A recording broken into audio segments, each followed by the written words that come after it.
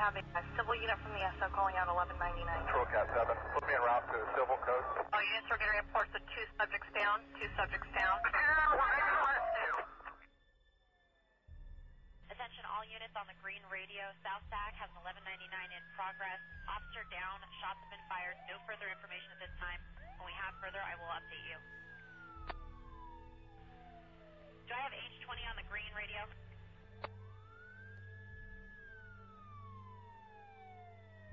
H20 on the green?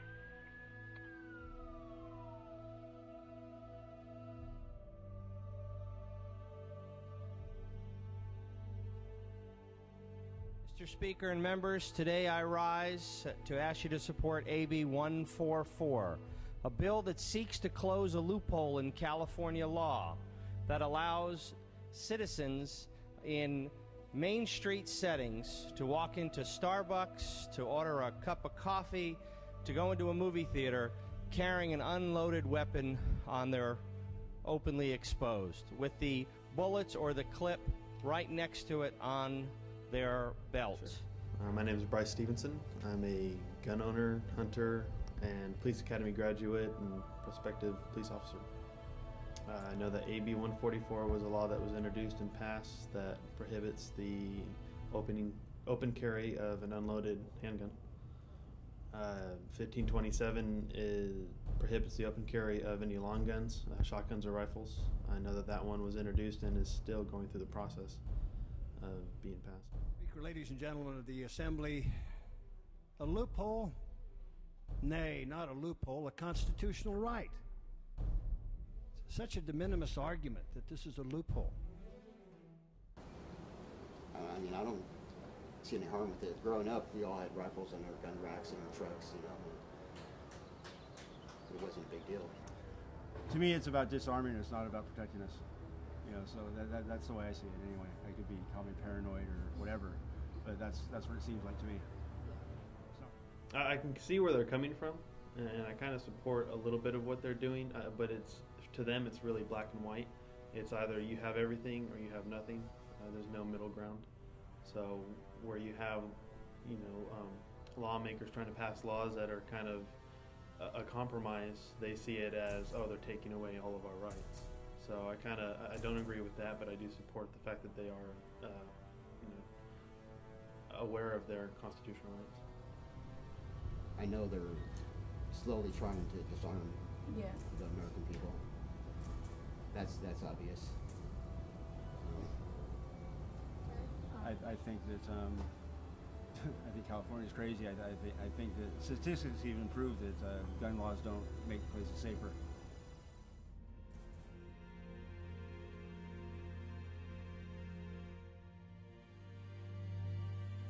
Well, my reason, I guess, my personal experiences as far as the negative side of firearms. I know my father, as I mentioned, was in law enforcement for 20 years.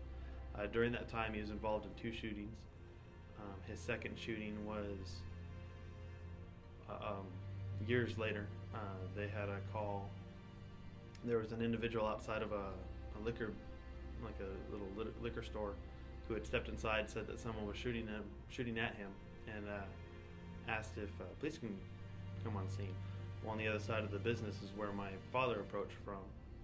He engaged the suspect and they exchanged fire, and then he was shot multiple times along the right side, and before the suspect fled, he walked up and then shot him twice in the back of the head and left the scene.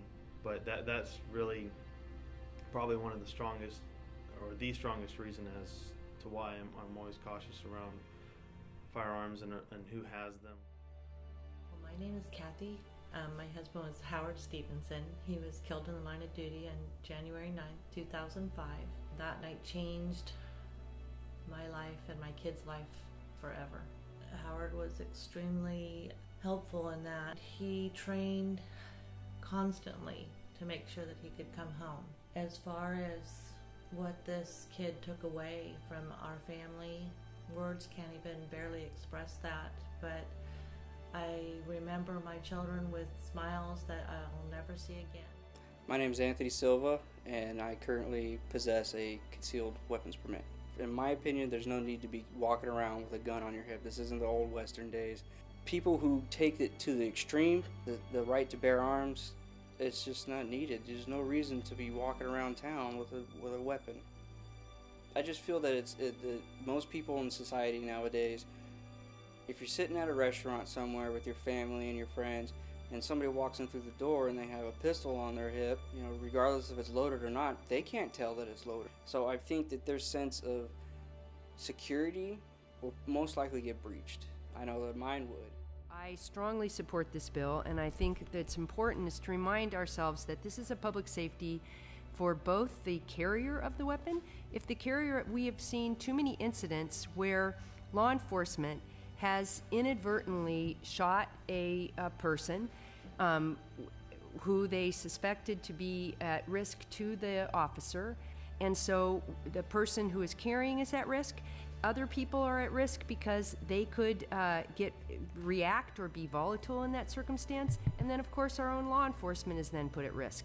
So I think that this is a very important public safety measure, and I thank you. You know, it's important to really kind of control firearms, not necessarily prohibit them completely, but just kind of try to gain a grasp on keeping them out of the wrong hands. I guess if you're gonna carry a gun, just do it the right way. Just don't do anything stupid. Thank you, Mr. Speaker and members, and thank you, colleagues, for a very robust debate on this issue. Well, it's our role to make sure that nothing happens before it happens.